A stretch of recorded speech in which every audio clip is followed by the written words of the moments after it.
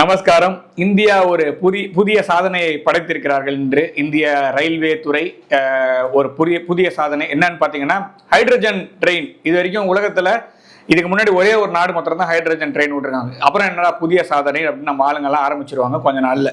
ஏன்னா இது வரைக்கும் யாரும் கூகுள் பண்ணியிருக்க மாட்டாங்க. இப்போ போய் இந்தியா ஒரு புதிய சாதனை பண்ணுதுன்னா இவங்களுக்கெல்லாம் ஏதாவது குறை சொல்லணுன்றதுக்காக இதுதான் முதல் தரையா அப்படின்னா இந்தியாவே டேரக்டா சொல்லிட்டாங்க, இது இந்தியாவில் முதல் முறை அப்படின்னு சொல்லிட்டாங்க. ஏன்னா இதுக்கு முன்னாடி ஜெர்மனி இதை வந்து 2018ஆம் ஆண்டு இதை வந்து ஒரு சோதனை ஓட்டமாக பண்ணியிருக்காங்க. அது ஒரு சின்ன கிராமத்துக்காக ஒரு ஹைட்ரஜன் ட்ரெயின் இன்ஜினை வந்து டெஸ்ட் பண்ணியிருக்காங்க. சரி, அப்புறமா என்ன புதிய சாதனை? அப்போ இந்தியா வந்து ஆல்ரெடி காப்பி அடிச்சு போட்டிருக்காங்களா அப்படின்னா, ட்ரெயின்னாலே நம்ம ஊரில் வந்து ஜென்ரலாக சொல்கிறது என்னென்னா, பிரிட்டிஷ்காரன் ட்ரெயின் விட்டான், பிரிட்டிஷ்காரன் படிப்பு கொண்டு வந்தான், பிரிட்டிஷ்காரன் காலேஜ் கட்டினான், அவன் தான் படிப்பு சொல்லி கொடுத்தான். எல்லாமே உலகத்தில் முதல் முறையாக பிரிட்டிஷ்காரன் தான் கொண்டு வந்தான்ற லிஸ்ட்டில் ட்ரெயின் முதல் இடத்தை வகிக்குது. ஆனால் என்ன இன்டென்ஷன்? ஸோ அதாவது என்ன மனநிலையில் அதை செய்கிறாங்க அப்படின்றதான் பார்க்கணும். அவன் கொள்ளடிச்ச பொருளை ஊருக்கு எடுத்துன்னு போகிறதுக்காக போர்ட்டுக்கு, அதாவது இப்போ டெல்லியிலேருந்து ஏதாவது ஒரு பொருளை எடுத்துன்னு போய் ஏதாவது ஒரு போர்ட்டில் வச்சிங்கன்னா அங்கேருந்து எடுத்துன்னு போயிடுவான். ஸோ அதுக்காக செஞ்ச ட்ரெயினுக்கும் நம்ம ஊரில் மக்களுக்காக விடுற ட்ரெயினுக்கும் கம்பேர் பண்ணி பேசுகிறாங்கன்னா அவங்க என்ன நிலையை அவங்கக்கிட்டே விட்டுறலாம். சரி, இதில் என்னடா புதிய சாதனை அப்படின்னா, ஜெர்மனிக்காரன் கண்டுபிடிச்ச ட்ரெயின் 300 பேர் மாத்திரமே எடுத்து செல்லக்கூடிய 2 கோச் மாத்திரம் இருக்கக்கூடிய ஒரு இன்ஜின். அதாவது நம்ம ஊரில் போகிற சொல்லணும்னா ஒரு 2-3 லாரி பண்ணால் சேர்த்திங்கன்னா இவ்வளவோ அந்த இன்ஜினோட கெப்பாசிட்டி மாத்திரம் தான் அந்த ஜெர்மனியோட ட்ரெயினில் இருக்குது. 300 பேரை மாத்திரம் தான் அதில் கொண்டு போக முடியும். அப்போ இந்தியாவில் அப்படின்னா இந்தியாவுக்கு கொண்டு வந்திருக்க ட்ரெயின் வந்து பார்த்திங்கன்னா 10 கோச். நம்ம ஊரில் மெட்ரோலாம் விட்றோம்ல, அதை விட கொஞ்சம் அதிகமாகவே 10 கோச் இருக்கக்கூடிய அளவுக்கான ஒரு ரயில் இன்ஜினை இது ஹைட்ரஜன்ல என்ன ஸ்பெஷாலிட்டி? ட்ரெயின் இன்ஜின் தான் நம்ம ஊரில் நிறைய இருக்கு அப்படின்னா, அவன் கொண்டு வந்த கருப்பு புகையை விடக்கூடிய கரி இன்ஜின் அப்படின்றதுலேருந்து போய், அப்புறம் நீராவி இன்ஜின் போய், அப்புறமா வந்து டீசல் இன்ஜின் போய், அப்புறமா எலக்ட்ரிக் இன்ஜின் போய், இதெல்லாமே அது கொஞ்சம் கொஞ்சம் வாங்கணும். அப்புறமா வந்து சிலதெல்லாம் நாமளே தயாரித்தோம், நம்ம தயாரித்து வெளிநாட்டுக்கு ஏற்றுமதி பண்ணோம். இந்த ஹைட்ரஜன் இன்ஜின் முழுக்க இந்தியாவின் தயாரிப்பு, ஆத்ம நிர்பார் அப்படின்ற திட்டத்தின் கீழ் தயாரிக்கப்பட்ட ஒரு இன்ஜின். அந்த இன்ஜின் வந்து பார்த்தீங்கன்னா ஒரு போல்ட் நட்டுலேருந்து மொத்தமும் நம்ம ஊர்லேயே தயாரித்ததுனால இது நம்ம யாருக்கும் எந்த ஒரு விதத்துலையும் பேட்டன்ட்டு அப்படின்ற மாதிரி கப்பம் கட்டணும்னு அவசியம் இல்லை. ஸோ நம்மளதே தான். ஸோ நாம் எக்ஸ்போர்ட் வேணால் பண்ணிக்கலாம். ஸோ அது ஒரு அட்வான்டேஜ்.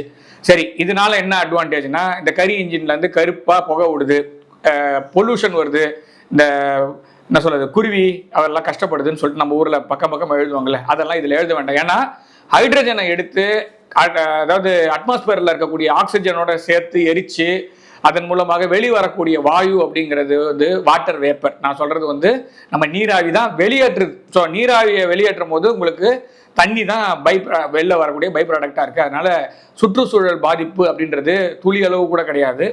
இதோடைய இன்ஜின் கெப்பாசிட்டி என்னன்னு பார்த்தீங்கன்னா 3200 குதிரை திறன், அதாவது 3200 ஹார்ஸ் பவர் கொண்ட இன்ஜின்.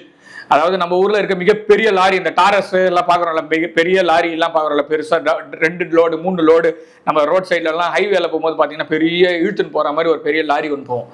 அதோட கெப்பாசிட்டியே 320 ஹார்ஸ் பவர் தான். ஸோ அப்போ 10 அந்த மாதிரி இன்ஜின் சேர்த்திங்கன்னா எவ்வளோ பவரோ அந்த பவர் கொண்ட ஒரு சக்தியோடைய ஒரு நிலையில் இருக்கக்கூடிய ஒரு இன்ஜினாக தான் இது பார்க்குறோம். 3200 ஹார்ஸ் பவர் கொண்ட ஒரு இன்ஜின் நம்ம தயாரிச்சிருக்கோம்.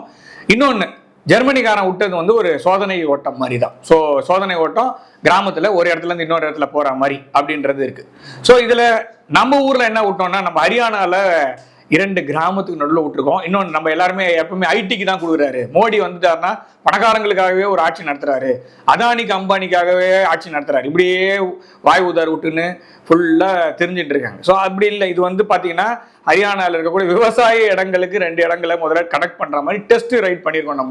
நம்ம டெஸ்டிங் பண்ணதே வந்து பார்த்தீங்கன்னா மாசான ஒரு டெஸ்டிங்காக பண்ணியிருக்கோம். தட் இஸ் ஒரு 10 கோச்சு 2600 பேர். நான் சொன்னது ஜெர்மனியில் 300 பேர் மாத்திரம் தான் போகிற மாதிரி ஒரு இன்ஜின்.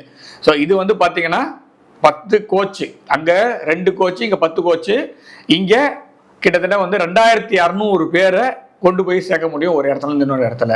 ஸோ அந்த மாதிரி என்ன சொல்றது, முதல்ல பொல்யூஷன் கிடையாது, ரெண்டாவது நம்மளோட ஓன் டெக்னாலஜி, யாருக்கும் கப்பம் கட்டணுமோ இல்லை அவங்ககிட்ட பர்மிஷன் அவனுக்கு கிடையாது, மூணாவது நம்ம ஊர்லேயே ஓடுறதுக்கான தேவையான அந்த கிரீன் ஹைட்ரஜன், அதாவது பசுமை ஹைட்ரஜன் அதில் தான் ஓடுது. அதனால பெட்ரோல் வாங்குறதுக்கு கஷ்டம், ட்ரம்ப் ஹார்முஸ் குறுக்கால படுத்துட்டாரு, எழுந்து மறுத்துட்டாரு, அதனால டீசல் கிடைக்கல, அந்த மாதிரி அந்த குறையும் சொல்ல வேண்டாம். நம்ம ஊரில் இருக்கக்கூடிய சாதாரணமாக காற்றுல இருக்கக்கூடிய ஹைட்ரஜன், அதாவது இயற்கையாக இருக்கக்கூடிய பசுமை ஹைட்ரஜனை வச்சு இந்த வண்டி ஓடுறதுனால கூடுதல் சிறப்பு. நம்ம யாரையும் எந்த விஷயத்துலையும் நம்பி இருக்கணும்னு அவசியம் இல்லை.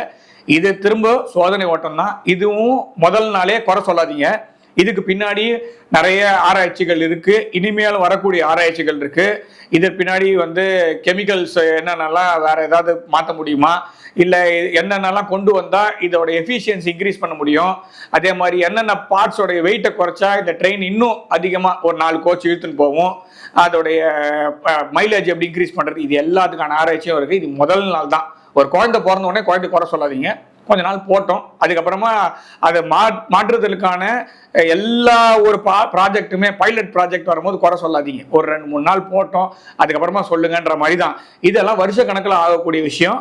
ஸோ அது மொத்தத்தில் வெள்ளக்காரன் வெளில போகும்போது போகாதே என் கனவான் பாட்டு பாடி குண்டூசி கூட நம்ம ஊரில் தயாரிக்க முடியாதுன்னு சொல்லி எல்லாமே வெள்ளக்காரங்கிட்ட இருந்து தான் வாங்கணும்னு சொன்ன ஆளுங்கெல்லாம் நம்ம ஊரில் ஜாஸ்தி. அதை போக இன்னைக்கு வெள்ளக்காரன் போயிட்டு வெள்ளக்காரனே இதை வாங்குறதுக்கான ஆயத்தம் பண்ணா கூட நீங்க ஆச்சரியப்படுவதற்கு இல்லை. ஏன்னா இந்த எஃபிஷியன்சி ஜாஸ்தி. ஏன்னா ஜெர்மனியை விட நம்மளோட இன்ஜின் நிறைய சொஃபிஸ்டிகேஷன்ஸ் இருக்கு. அதே மாதிரி நாம் முதல்ல நம்ம ஊருக்கு முதல்ல தயாரித்து நம்ம ஊர்ல எல்லாத்தையும் ஓட்ட ஆரம்பிச்ச பிறகு வெளியூருக்கு ஏற்றுமதி பண்ணுவோம். நான் சொன்ன இந்த வெள்ளைக்காரனை கூட அதை ஏற்றுமதி பண்றதுக்கான வாய்ப்புகள் இருக்கு. அதனால இந்த ப்ராஜெக்டை வரவேற்போம் முதல்ல. அதுக்கப்புறமா குறை சொல்றவங்க குறை சொல்லிக்கோங்க. இப்போதைக்கு இந்த ப்ராஜெக்ட் இந்த டெஸ்டிங் ஃபேஸ்லேயே இவ்வளோ பெரிய அச்சீவ்மெண்ட் பண்ணியிருக்கக்கூடிய இந்திய ரயில்வே துறைக்கும், அதை முன்னெடுத்து ஆத்ம நிர்பார் என்ற ஒரு முழக்கத்தை வெளிக்கொண்டு வந்த பாரத பிரதமர் நரேந்திர மோடி அவர்களுக்கும், அந்த சொல்வது யாருக்கும் எளிய அரியணவாம் சொல்லிய வண்ணம் செயல்ற மாதிரி அதை கையில் எடுத்து அதை செஞ்சே காமிப்பேன்னு சொல்லி அதை முனைப்போடு செயல்படுத்திய மாண்புமிகு அமைச்சர் அஸ்வினி வைஷ்ணவ் அவர்களுக்கும் நம்மளுடைய பாராட்டுக்கள் மற்றும் ரயில்வே துறைக்கு நம்மளுடைய வாழ்த்துக்கள், பாராட்டுக்கள். நன்றி, வணக்கம்.